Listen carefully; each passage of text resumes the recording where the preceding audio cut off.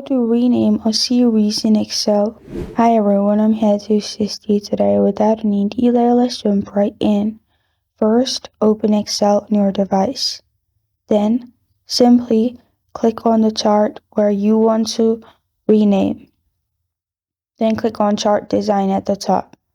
After you're in Chart Design, click on Select Data. In Select Data, click on Edit. After you've clicked on Edit, select the cell which you want to rename and then remove the name from there and then type in what you want to add as a name. Press on OK in here. Again, press on OK and it will be changed at the bottom.